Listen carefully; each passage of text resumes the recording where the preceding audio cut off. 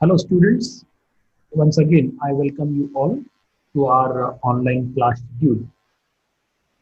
And in the previous class, as you know very well, that we started with an important section of English phonetics, that is intonation.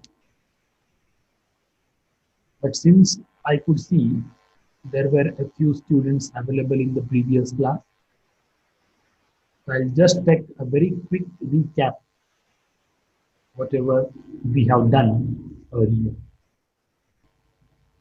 Students, we mainly focused on one of the larger areas of English phonetics, that is aspects of connected speech. And under this umbrella, we studied stress, that is primary stress and secondary stress, syllables. Then we started talking about the importance of tone and tone groups in English, and followed by the most important section, that is intonation. So in the previous lecture,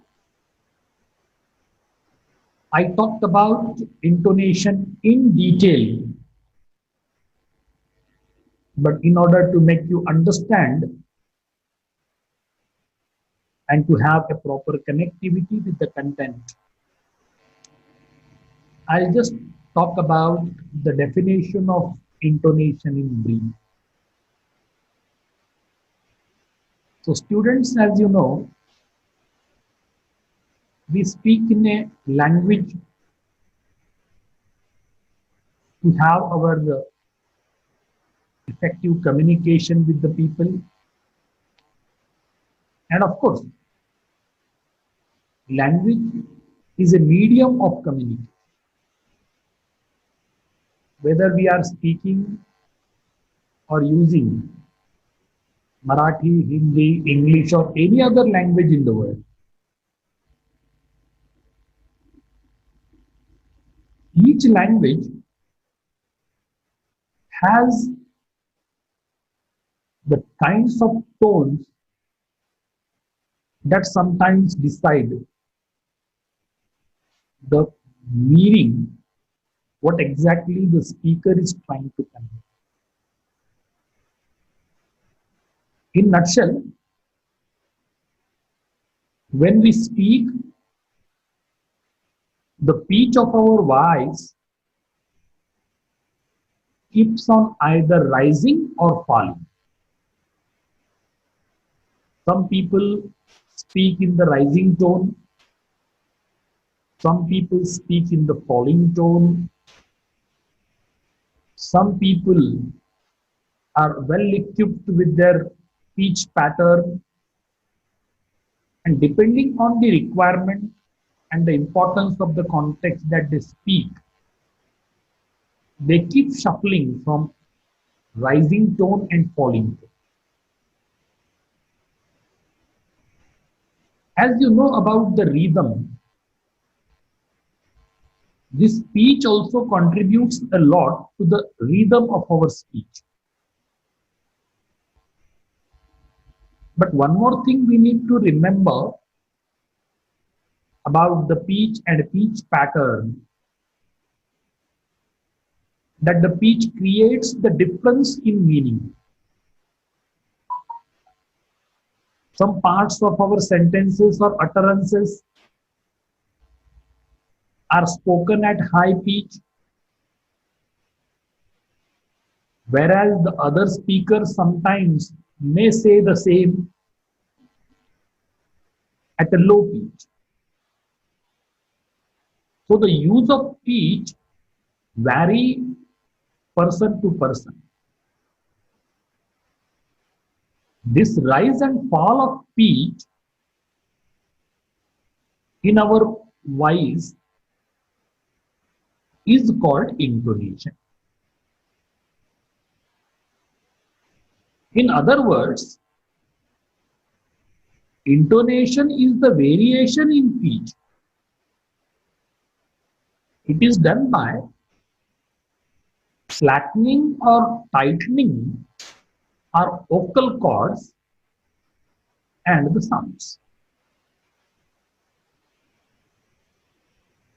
Similarly, you should remember that intonation means when, why, and how a speaker chooses to raise or lower or sustain the pitch of his or her own voice at a particular point while speaking. And these preferences or choices are as much a part of the grammatical system of the language as using the correct auxiliary verb or remembering when and where to place the person's markers which tell us who is carrying out an act, who or what is acted upon.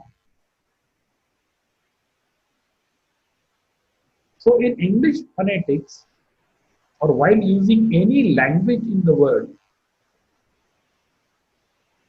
the speaker is expected to maintain an adequate speech. He should maintain a good pitch, and the use of rising, falling tones should be done judiciously. As I said yesterday also, intonation in English is a tool for achieving at least 5 important aims while using a language. Number 1, expressing new information. Number 2, showing a contrast. Number 3, expressing certain meaning. Number 4, showing pronunciation.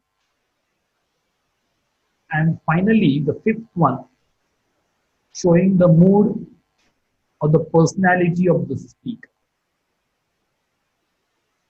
So these are the various aims that we achieve at the end after using a proper intonation in English while speaking.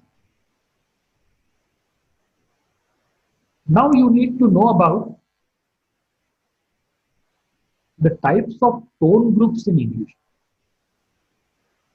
In pronunciation, intonation is a pattern for just a change of pitch which can change the meaning.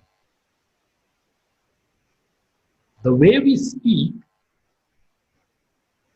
connotatively and denotatively, both the manners, that speech carries certain meaning. And hence, intonation can be defined as the varying pattern of pitch in a sentence structure.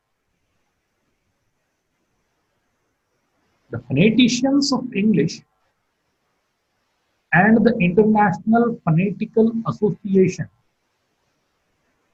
has recommended that there are 4 important tones which are used in English while speaking. Number 1, falling tone. Number 2, rising tone. Number 3, falling rising tone. and number 4, rising, falling. And these are the 4 tone groups or tones which are used in English language. Now, I'll talk about the first one, that is the falling tone. As far as falling tone is concerned,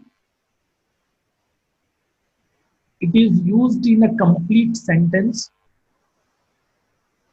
or it is used in complete statements. The statements which are either the WH questions, commands, exclamations, alternative questions, and in the question tags, falling tone is generally used to give a sense of finality. Now, you need to notice the use of falling tone in the following utterances. And I would prefer that you too also do it at your level by following me and the way I pronounce these sentences. Look at the statements which are marked with falling tone. And in the respect of the sentences that I am going to utter now, the most important content word, which is in almost all these cases coming at the end of the sentence, is marked with the falling tone. See the examples now. All these are the statements in English. He is an engineer. She is a doctor. She had just been appointed. He made me feel proud. They didn't do it on purpose. See, when I'm making the utterances of these statements in English,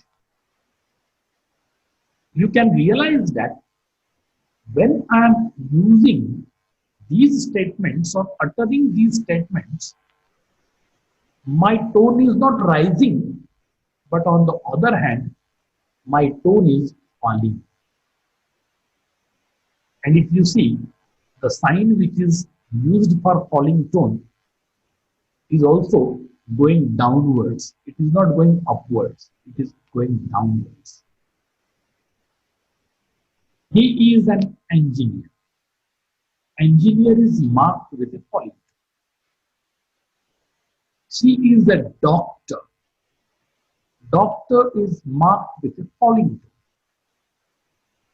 She has just been appointed. Appointed has been marked with a falling tone. He made me feel proud. Proud is marked with a falling tone. They didn't do it on purpose. Purpose is marked with a falling tone. So in all these statements, the speaker uses the falling tone in order to convey his sense of finality. Now, I will take a couple of examples from the another category of statements or sentences, especially WH questions. What do you mean by a WH question? The question that begins with a WH word. When, how, where, why, what. These are the WH words. And just before we talked about the statements. Statement means a complete sentence. What do you mean by a complete sentence? The sentence that has a subject and a predicate having a complete meaning of its own, ending with a full stop.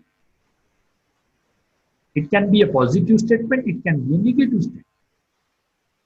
But ultimately, it should give you a complete sentence.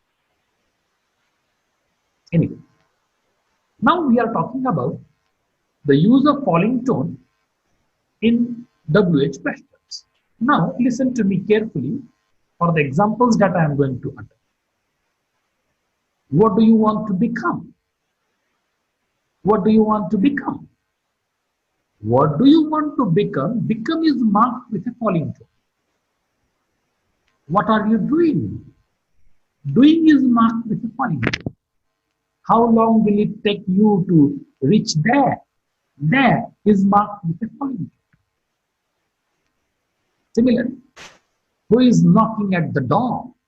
Door is marked with a falling tone. Why should he be jealous on my promotion? Promotion is marked with a falling tone. If you see in the cases of these sentences, that is WH questions, these sentences started with what, how, who, why, etc. And the sentences are ending with a question mark. That's why these sentences are called the WH questions. So when we are using WH question, mind it well, our tone should be always a falling tone. Now you have the another rule in this respect, that is using falling tone for the sentences which are giving you the sense of commandments or commands or orders. See the examples now. Actually, these are the imperative sentences in which you don't find the subject. You have a verb and the other elements which are required to give you a sentence. See the commands now. Shut the door. Shut the door. Door is marked with a falling tone. Keep quiet. Quiet is marked with falling tone. Take the patient to the doctor. Doctor is marked with a falling tone. Don't make noise. Noise is marked with falling tone. So this is how. These are the commandments or the orders which are given, and they are to be marked with the falling tone solution. Then you have one more rule in this respect that you call exclamation. What do you mean by exclamation? In general, you might have studied in English grammar the types of sentences. And I think I am talking about the same, but only my focus is on the use of tones. I'm not going to teach you the grammar in this semester. Positive and negative sentences, means declarative sentences, is the type of sentence. WH questions or interrogative sentences is also a kind of sentence. Imperative sentences, just before we talked about commandments and commands, kind of sentence. Now I am talking about exclamations, means exclamatory sentence. Sentences which are expressing surprise or wonder and ending with exclamatory sign or having exclamatory sign after certain word, such sentences are called exclamatory sentences. Now you see, in the following cases, you will find that the falling tone is used. What a nice weather. Weather is marked with a falling tone. How great you are. Great is marked with a falling tone. Superb! Exclamatory sign. Superb is marked with a falling tone. What a pleasant surprise. Surprise is marked with a falling tone. How beautiful. Beautiful is marked with a falling tone. So this is how we use falling tone for exclamations in English. Or else, whenever we are expressing with an exclamatory word or the sentence or a word having exclamation mark. So in these cases also, we use the falling tone. Now you have the another type of sentences. If you remember, I talked about interrogative sentences. Actually, interrogative sentences can be categorized into three types of sentences. As one, the WH questions, already we spoke about. Second is alternative questions, because such questions will provide you the answer within the question itself in the form of alternatives. And the third one is yes no type questions. But presently, for falling tone, we will not talk about yes no type questions. We have the two types of interrogative sentences, that is WH questions and alternative questions. In both the cases, falling tone is to be used. See here, a couple of sentences I have taken for granted.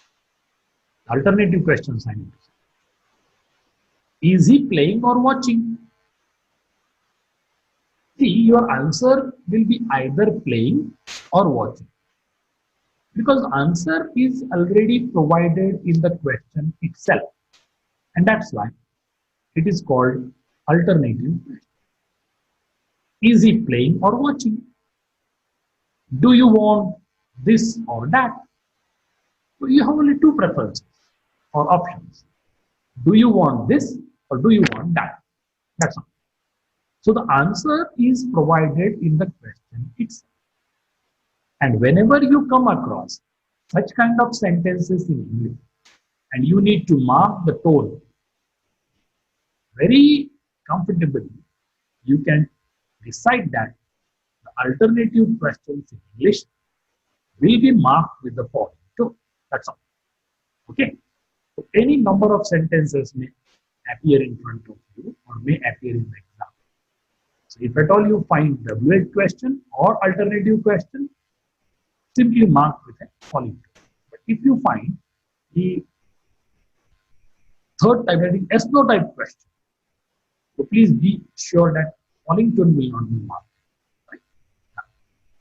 The last type of sentence which are to be marked with the falling tone, that is question tags. You know, we studied question tags in our schooling and intermediate classes. The sentence that ends with a tag followed by a question mark is called a question. See the examples now. He has done a wonderful job, hasn't he? So before the comma, whichever word comes, and if that is the most important aspect of the sentence, that is to be marked with a falling tone. He has done a wonderful job. Job marked with a falling tone, comma, hasn't he? Question mark. They are coming today. Today is marked with a falling tone, comma, aren't they? Question mark. Third, she can't come. Come is marked with a falling tone, comma, can she? Question mark. As you know, if the sentence is affirmative, tag will be negative. If the sentence is negative, tag will be affirmative. These are the different types of sentences which are used with a falling tone. Right? So in the next class, I would like to deal with another type of sentences which will be marked with rising tone.